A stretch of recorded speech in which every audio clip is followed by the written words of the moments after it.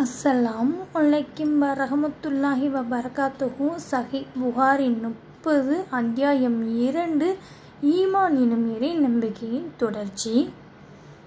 நான் அபூதர் ரலியே மதீனாவிற்கு அருகில் உள்ள ரபதா என்ற இடத்தில் சந்தித்தேன்.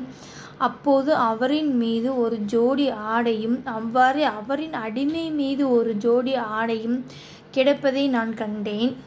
அதை பார்த்து ஆச்சரியமுற்றவனாக அதை பற்றி அவரிடம் கேட்டதற்கு, நான் ஒருமுறை ஒரு மனிதரை ஏசிவிட்டு அவரின் தாயையும் குறை கூறிவிட்டேன். அப்போது நபி அவர்கள் கூறினார்கள், அபூதர் அவரையும் தாயையும் சேர்த்து குறை கூறிவிட்டீரே, நீர் அறியாமை காலத்து பழக்கம் கூடி கொண்டிருக்கும் மனிதராகவே இருக்கிறீர்.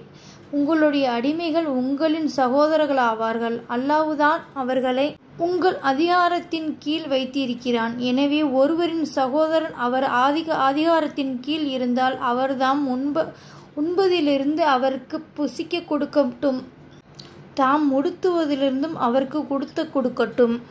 அவர்கள் சக்திக்கு மீறிய பணிகளை கொடுத்து அவர்களை சிரமப்படுத்த வேண்டாம். அவ்வாறு அவர்களை நீங்கள் சிரமமான பணியில் ஈடுபடுத்தினால் நீங்கள் அவர்களுக்கு உதவியாயிருங்கள் என்று இறைத்தூதர் ஸல்லல்லாஹு அலைஹி வஸல்லம் அவர்கள் கூறினார்கள். இதனால்தான் நான் அணிவது போல என் அடிமைக்கும் உடையளித்தேன் என்று அபூதர் கூறினார் என மஹ்ரூர் கூறினார்.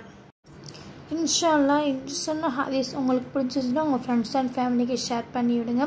இதேபோல் வேறொரு ஹதீஸில் மீண்டும் சந்திப்போம். அஸ்ஸலாமு அலைக்கும் வரஹ்மத்துல்லாஹி வபரகாத்துஹு.